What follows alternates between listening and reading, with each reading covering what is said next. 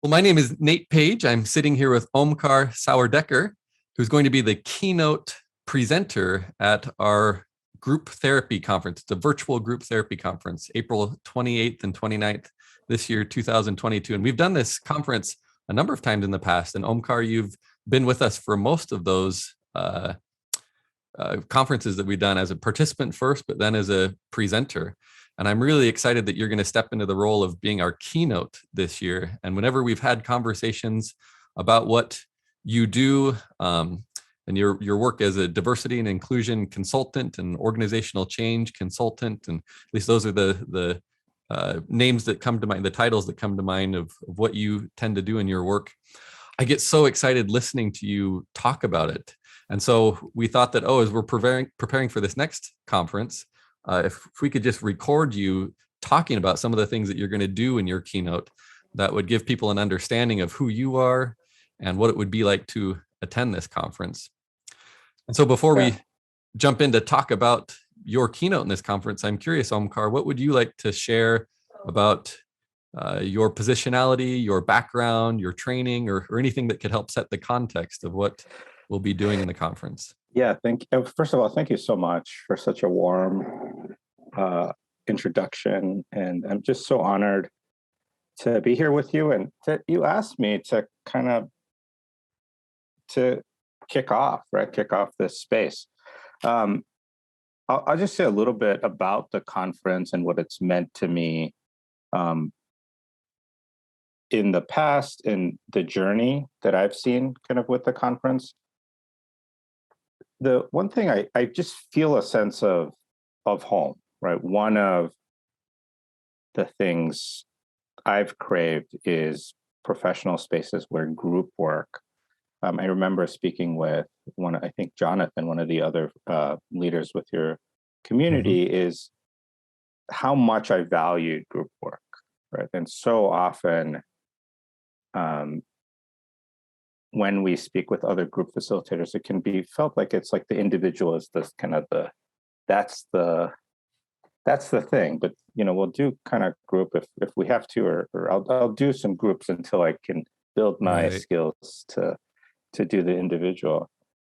And I'm really interested in flipping that on its head, partly because, and this is where it kind of relates to my work, is if we just think about how much time of our lives we spend in group, not just in formal settings, but if we look at groups which we may or may not identify with, or other people may project us to be in those, or all aspects of identity, like gender or race, like we're navigating around in those groups, or other people see us navigating in those groups. So that group energy is always playing out. And the family is a group that we found ourselves, and that's so much of therapeutic work is engaging the relationship with the family, the groups that we're in with work. So, family and professional are two of these kind of, I suspect everyone coming to this conference will relate to those, not to mention all of the other groups that are, moving in and out of focus, right? Race, gender, sexuality, social class. And so I'm really interested in this group container, and particularly culture, right? Sometimes I think of, culture is this really complex piece to define, but how do we identify culture? How do we understand culture? How do we impact culture in a group setting in particular to have an impact? And all of us, I suspect, want to be effective in promoting some form of healing. And so how do we do that through a cultural lens is a deeply complex question that I sit with. So that's a high level about how I'm working. I can share a little bit more. Professionally, I'm a therapist. I'm a intercultural coach. This will hopefully talk a little bit more about this concept of intercultural competency. I'm doing some consulting work on a systemic level and supporting organizations incorporate mental health and hopefully more concepts of intercultural competence into their systems and their culture, their operations.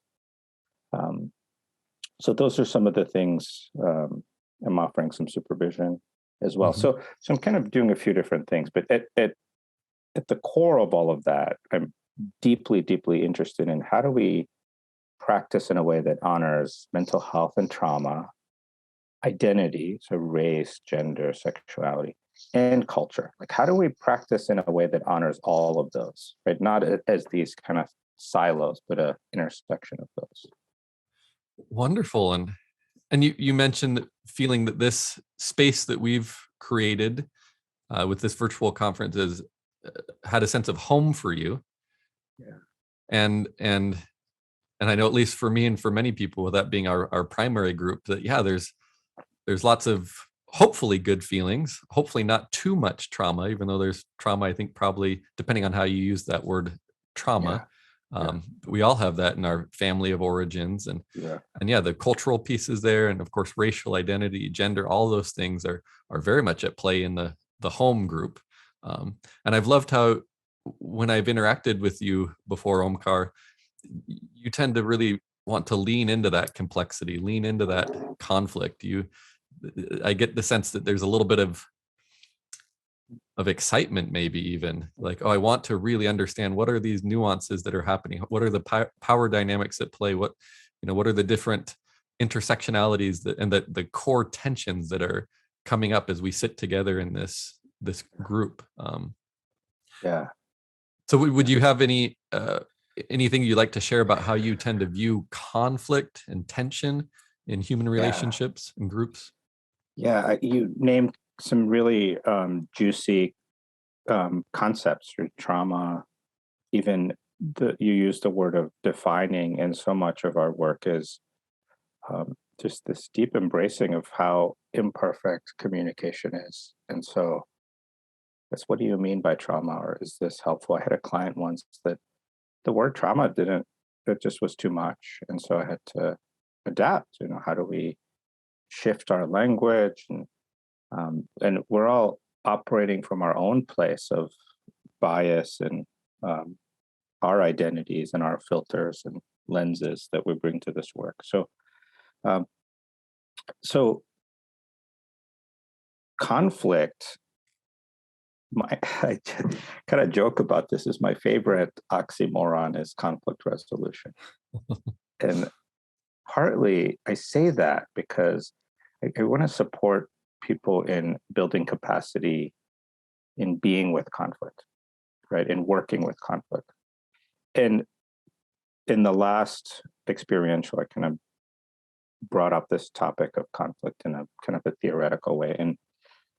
And if we think about how do we start, if we start with the conflicts that have no resolution, right? Like the conflict between self and other, like in a group space or in a relational space or not with our partners, I'm never going to resolve the conflict between my needs and my partner's. It's just where you find a utopia that, oh, we've solved the. It doesn't exist. And so how can we start with naming those conflicts as a foundation?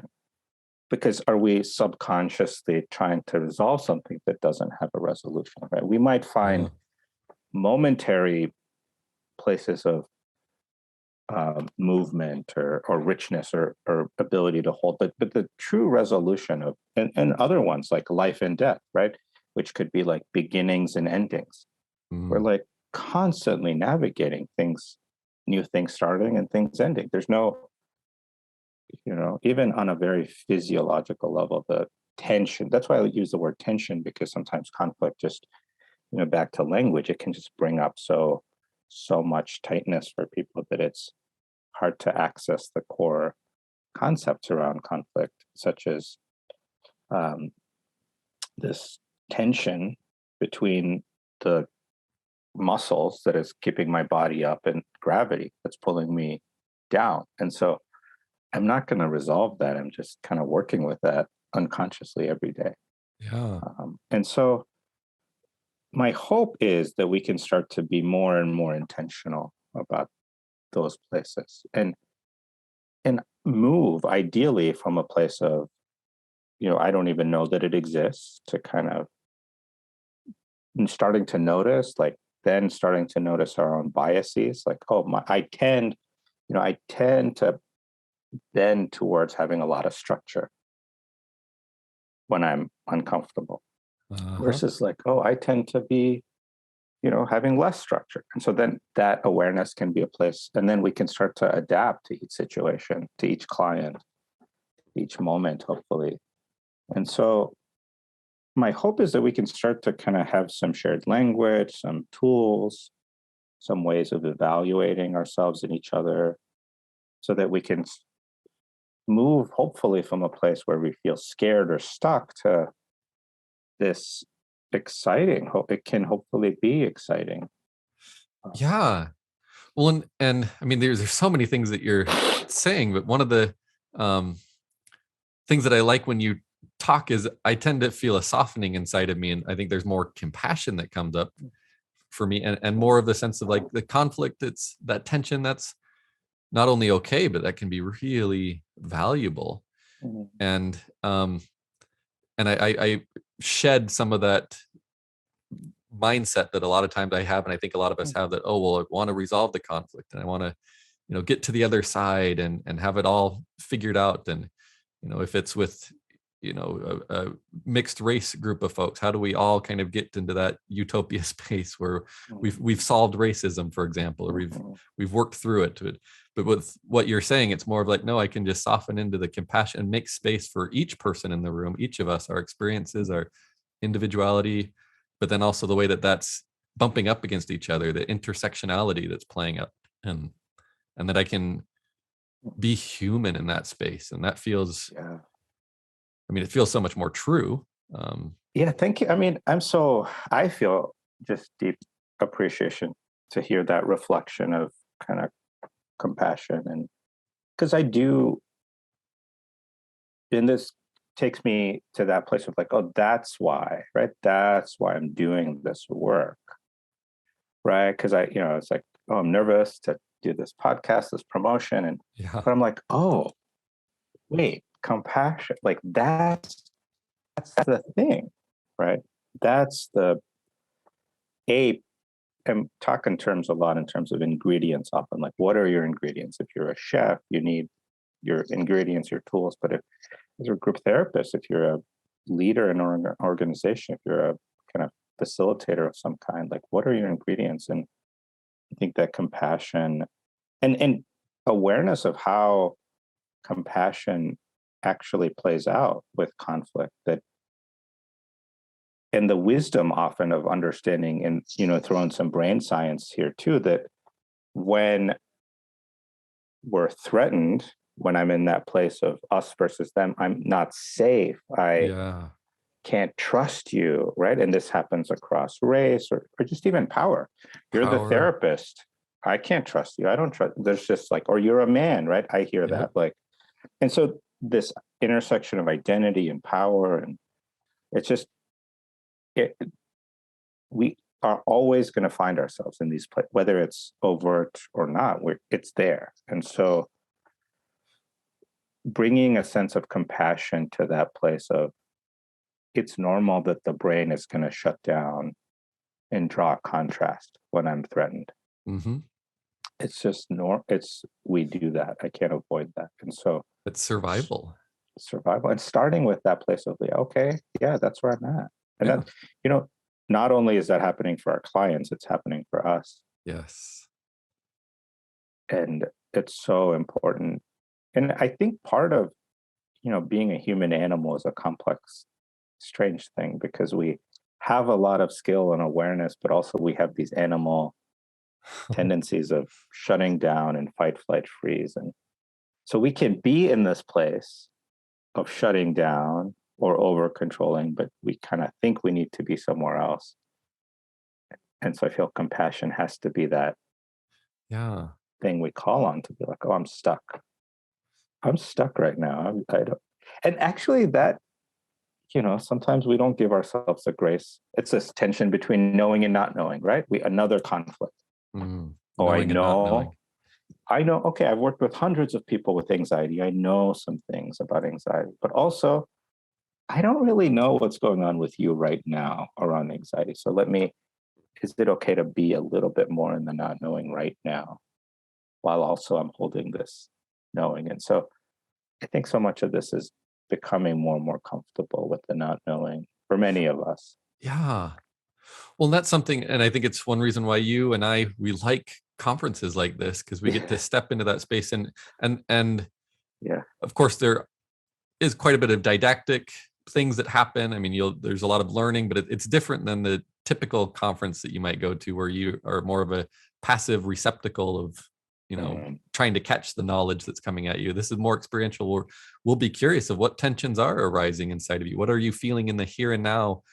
As Omkar is doing his work, or in the other workshops or experiential activities that we'll do, and so we'll get to, and so what you were just saying, Omkar, how you've sat with hundreds of people with anxiety, so you know some things, but this person, I don't know, and what's going on in the here and now right now. I need to listen and be curious and have that compassion, and so we get to practice that with each other in this conference of really listening and learning and being curious about what is happening in our conference, in our, here and now experience that we're having, and not necessarily some abstract thought about, identity or culture or trauma, but what is playing out with us, with, the human beings that are here with us today. And so this is a, for the folks that are going to be listening later and interested in coming, this is a, what we make of this space, but it can be and has been a really rich and meaningful space to be with other people that are deeply curious about this. And you've cultivated that, this, like, what is this group, this thing that we're in together, that, we're going to bring a little bit of content and theory, but also we're going to practice, we're going to be with it together. And it's intimidating sometimes, and overwhelming and transformative, and all of that, is happening with other people that are doing this work in very different, complex ways, but in other parts of the world sometimes too, right? Mm-hmm. So that's kind of a beautiful thing. It really is. Yeah. And well, maybe I'll just ask this question, Omkar.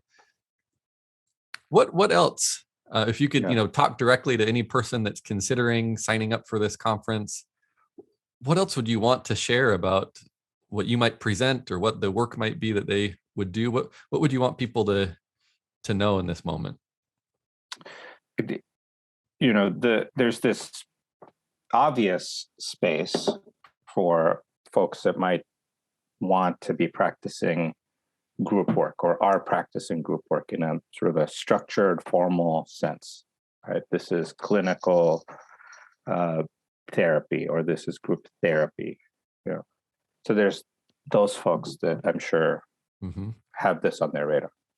But if we kind of expand it, and so much of my work has been around bringing mental health to spaces, bringing that lens, bringing that group lens to spaces where people aren't necessarily intentionally thinking about it, but it's deeply at play.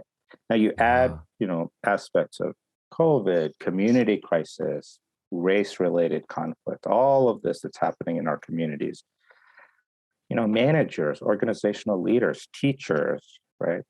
Healthcare workers, people that work in housing are all navigating, right? I work with a client that works in housing, and, they're managing often a whole apartment. And, there's all kinds of mental health and race and all kinds of challenging dynamics at play. And so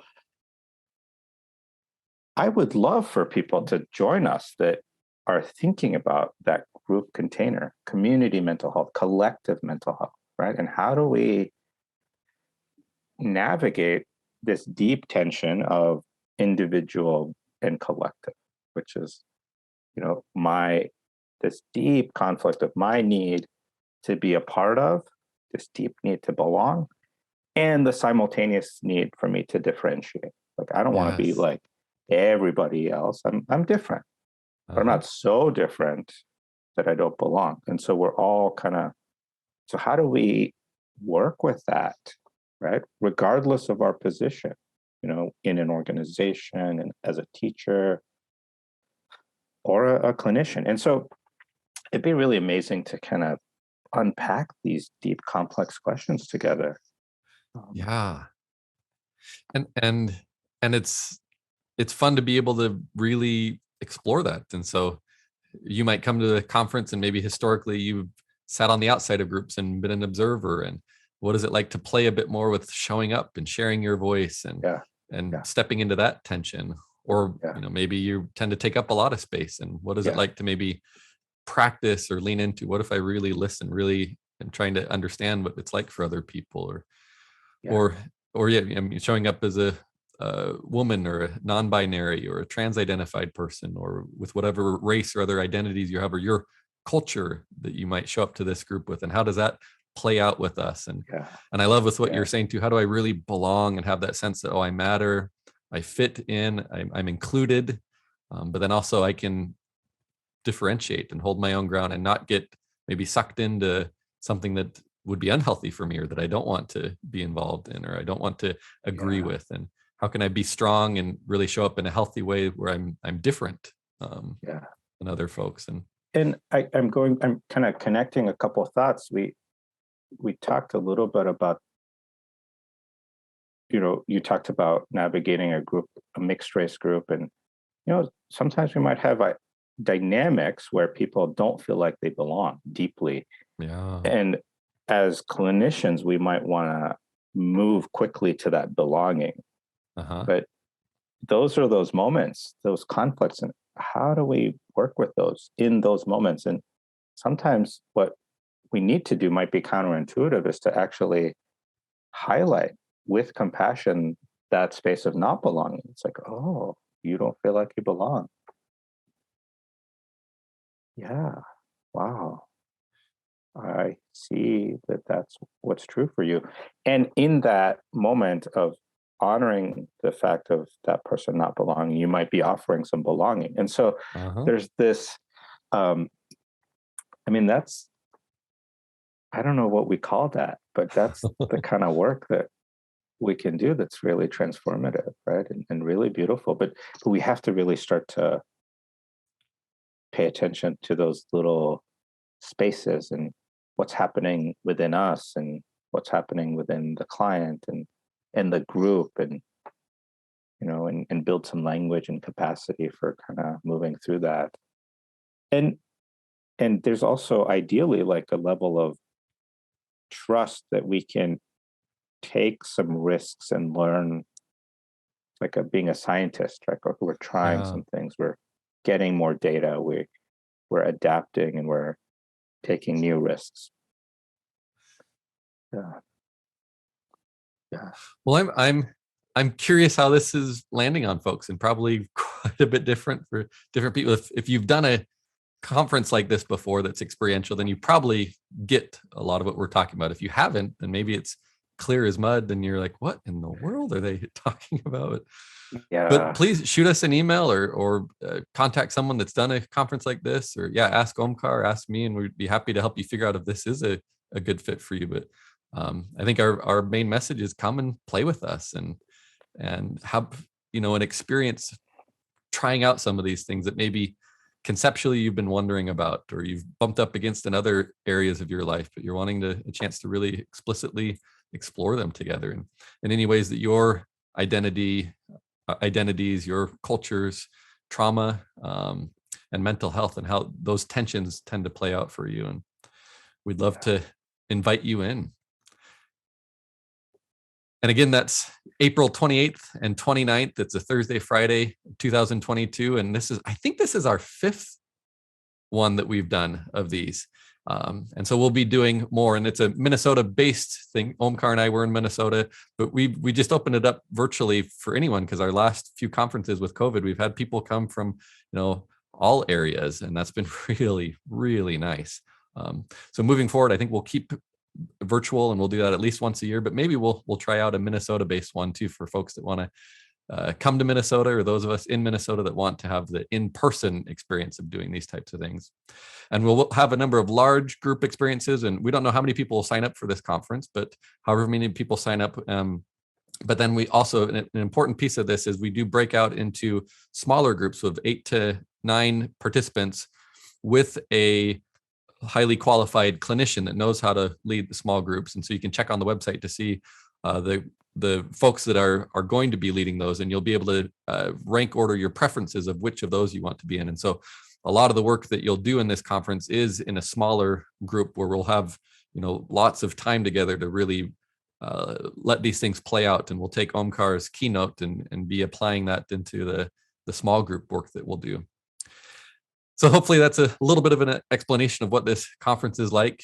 But yeah, reach out to us, and please reach out to Omkar if you want to connect with him for any other reasons. If you want to explore hiring him as a supervisor, or to do some organizational consultation, or of course, if you're seeking any therapy yourself or whatever it might be, you don't get much better than Omkar. So, well, anything you'd want to share at the end here before we sign off? No, thank you so much. Yeah, this is exciting, and yeah, let's lean into this, the messiness of, because we don't, in some way, we don't have a choice. Right. The complexity of our world, complexity of family, right? Interracial adoption, and how people are interracial marriage, and there's just race to one, but I'm thinking my sister and her partner in different races and religious backgrounds, and how are they raising their kid? And it's just on and on and on and on, right? Everywhere we look, we're navigating complexity around identity and culture. And so let's explore that question. How can we build a practice to more skillfully engage that complexity, to be impactful, to be to really feel enlivened around promoting healing, from a sustainable place, so we feel energized by this work, which is deeply possible. Right? So let's play with that together. Ah, wonderful. Thank you so much, Omkar. I'm very much looking forward to this. Yeah, me too. Thank you. We'll see you all in the end of April.